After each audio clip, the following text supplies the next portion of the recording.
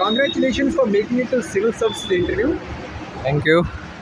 Would you introduce us about yourself और आपका education background क्या है? My name is Apex Zakhar. I come from Sikar, Rajasthan. I have graduated from Ramjas College, University of Delhi. This is my 5th attempt at UPSC and 4th interview. आपका bachelors किस में था? Physics honors में. Physics honours में। कैसी रही आपकी UPSC की यात्रा यहाँ तक और इंटरव्यू में कैसे क्वेश्चन आपसे पूछे गए? देखिए यूपीएससी की यात्रा मेरी काफ़ी लंबी रही है। ये 5 प्रयास मैं दे चुका हूँ यूपीएससी में, 4 बार इंटरव्यू दे चुका हूँ, 2 बार सेलेक्ट हो चुका हूँ, लेकिन अभी भी मुझे मेरी पसंद की सर्विस मिली नहीं है। तो ये जर्नी लंबी होते ही जा रही है ना चाहते हुए भी। जहाँ तक आज के इंटरव्यू की बात है तो जो क्वेश्चंस थे वो मोस्टली डेफ पे बेस्ड थे।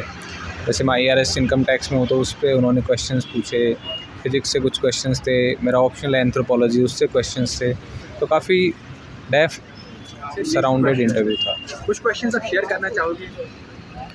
जैसे कि उन्होंने करंट से एक सवाल पूछा था कि ये जो इंडिगो का क्राइसिस है उसके क्या कारण है और इसमें आप गवर्नमेंट को क्या टैरिफ रेगुलेशन करना चाहिए इन केस की तो मार्केट फेलियर हो रहा है उस केस में, तो प्राइजेस बहुत ज़्यादा बढ़ गए थे एयरलाइंस के, तो क्या हमें उसमें रेगुलेट करनी चाहिए वो चीज़। इंटरनेशनल रिलेशन से कुछ क्वेश्चन आपसे पूछे। देखिए मेरे डैफ में क्रिकेट 3-4 बार मेंशनड है, तो उन्होंने मुझसे पूछा कि ये जो मुस्तफिजुर रहमान को KKR ने ड्रॉप कर दिया है BCCI के डायरेक्शंस पे, तो what is your take on it.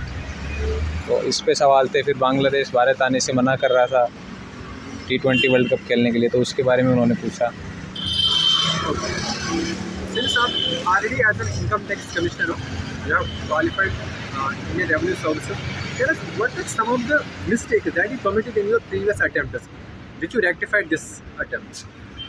देखिए प्रीवियस अटैम्प्ट्स में जैसे मेंस में मुझे एक प्रॉब्लम है कि मेरे से 3 घंटे के पेपर लिखे नहीं जाते बैठ के, तो वो फिर एग्ज़ाम में मेरे कुछ क्वेश्चन छूट जाते हैं, तो उस मिस्टेक को मैंने ट्राई किया कि मैं रेक्टिफाई करूं। दूसरा मॉक इंटरव्यूज़ वो है कि जितना तुम दे पाओ, जितना कंफर्टेबल उस मिनिमम लेवल ऑफ कंफर्ट के लिए जितना मॉक दे पाओ वो दो आप, तो उन चीज़ों पे मैंने थोड़ा काम किया। हालांकि इस साल मुझे ट्रेनिंग में हूँ तो इतना टाइम नहीं मिला मॉक्स देने का, but in general over the years in चीज़ों पे मैंने काम किया है। How did you prepare for CSAT? How did you prepare for prelims? मुझे लगता है कि प्रीलिम्स में जो आपकी बेसिक बुक लिस्ट है वो सबकी सेम होती है। लोग गलती क्या करते हैं कि वो अलग अलग सोर्सेज के पीछे भागते हैं और करंट अफेयर्स के पीछे बहुत ज़्यादा भागते हैं। मेरा मानना है कि आप उन्हीं सोर्सेज पे स्टिक करें, बार बार रिवाइज करें और वो एक ह्यूरिस्टिक्स डेवलप करें UPSC के PYQs को देख के कि किस तरीके से एग्जामिनर जब क्वेश्चन फ्रेम कर रहा है तो उसके दिमाग में क्या चल रहा है। तो आप खाली नॉलेज के बेसिस पे एग्ज़ाम प्रीलिम्स एटलीस्ट क्लियर करना चाहोगे तो बहुत मुश्किल काम है। You have to develop that street smartness. और मेंस की तैयारी आपने कैसे की? 5 दिन का बैक टू बैक एग्जाम होता है, काफ़ी प्रेशर बिल्डअप होता है। जब पहला मेंस मैंने दिया था तो हर पेपर के बाद मेरे हाथ की स्थिति ऐसी थी कि उसको थोड़ी देर स्प्रे मारना पड़ रहा था, पानी में रखना पड़ रहा था, लेकिन अब उस मेंस के बाद मुझे कभी हैंड पेन ये सब कभी हुआ नहीं। और वो जब आप मॉक्स देते हैं आपने एक मेंस भी लिख लिया तो आप मेंटली फिजिकली उस प्रोसेस के लिए रेडी हो जाते हैं। बाकी कंटेंट वाइज तो आपको पढ़ना ही है। जो पहली बार मेंस दे रहा है उनको किन किन बातों का ख्याल रखना चाहिए? पहली बार मेंस दे रहे हैं उनको सबसे पहले तो ओवर थिंकिंग नहीं करनी चाहिए कि ये हो गया वो हो गया। मेंस में ज़्यादातर क्वेश्चंस ऐसे होंगे जिन पे आप लिख पाएंगे, क्योंकि मेंस का जो सिलेबस है वो बहुत वेल डिफाइंड है। प्रीलिम्स में UPSC कुछ भी पूछ लेता है, मेंस में सिलेबस से ही सवाल आते हैं। तो आपका पहला प्रयास यही होना चाहिए कि मैं पेपर पूरा कराऊँ, 20 के 20 सवाल पेज पूरे भर दूँ।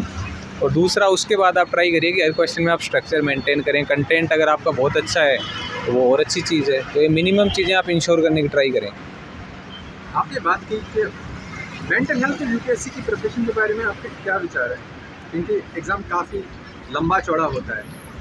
देखिए मेंटल हेल्थ तो ऑब्वियसली एक बेसिक प्री रिक्वायरमेंट है, not only for UPSC, for life in general. तो वही है कि आप अपनी इस जर्नी में अकेले खुद को ना पाएँ, फ्रेंड्स फैमिली है उनसे कनेक्टेड रहें। मतलब आइसोलेटेड आप जितना रहेंगे तो जैसे ही सेटबैक आएगा तो आपको संभालने वाला कोई नहीं होगा उस टाइम पे। तो you should be connected with people, not isolate yourself.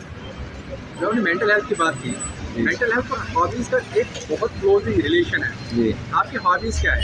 ये मेरी हॉबी क्रिकेट खेलना है। मैं प्रीलिम्स के कुछ दिन छोड़ के बाकी मैं पूरा टाइम क्रिकेट खेलता हूँ डेली 2-3 घंटे। तो इंडियन क्रिकेट टीम में आपके कौन कौन से ऐसे प्लेयर्स हैं जो आपके फेवरेट हैं या कौन इस पहले पे हैं विराट कोहली और दूसरे पे हैं ऋषभ पंत।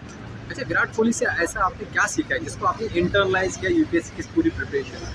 देखिए, विराट कोहली से जो मैंने एक चीज़ सीखी है वो है कंटिन्यूस सेल्फ इम्प्रूवमेंट और कभी गिव अप ना करने का एटीट्यूड। तो वो जिस तरीके से उन्होंने वेरियस फॉर्मेट्स में खुद को अडेप्ट किया है अपने गेम को, उन्हीं शॉट्स के साथ सिचुएशनल अडेप्टेशन के साथ, तो वो बहुत अच्छी चीज़ लगती है मुझे विराट कोहली की। और जिस तरीके से वनडे में वो रिस्क फ्री क्रिकेट खेलते हैं, तो उनके आज जो उनके स्टैट्स हैं वो उसी की वजह से हैं। तो ये बताइए, why do you see Indian cricket after 2 years? Why do you see Indian cricket after 2 years? ODI. Why do you see Why do you see Indian cricket? Like if I have to ask you कि 2 साल बाद आप Indian cricket को कहाँ देख रहे हो? देखिए, 2 साल बाद इंडियन क्रिकेट का एक ट्रांजिशनल फेज आने वाला है, क्योंकि रोहित शर्मा, विराट कोहली, शायद बुमराह भी रिटायर हो जाएंगे, तो हमें उनकी रिप्लेसमेंट ढूंढनी पड़ेगी।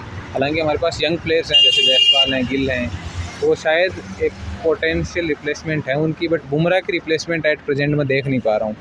तो ये फिलहाल मेरी चिंता है क्रिकेट के लिए। How was the night before interview? और अब आपको कैसा फील हो रहा है?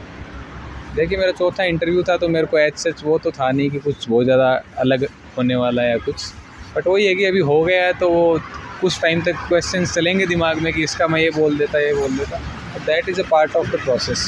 अच्छा, लास्ट क्वेश्चन आपसे, आपने यूपीएससी की इस पूरी जर्नी में क्या सीखा अपनी पर्सनल लाइफ में? यूपीएससी की पूरी जर्नी में मैंने यही सीखा है कि आप हर टाइम पे मतलब खुद को प्रायोरिटाइज़ करिए। आप खाली एग्ज़ाम को आइसोलेशन में मत देखिए, it is a part of your life, don't make it your entire life. तो क्योंकि हो सकता है कि आपके सेटबैक, जब जिस टाइम पे सेटबैक आएगा, अगर आपका पूरी लाइफ इसी पे सेंटर्ड है, तो उस सेटबैक से आप निकल नहीं पाओगे। तो आप अपनी ओवरऑल लाइफ को मत छोड़िए, उसको एक smaller part, treat it like an exam, don't make it your life, that is my whole point. Thank you so much. Thank you.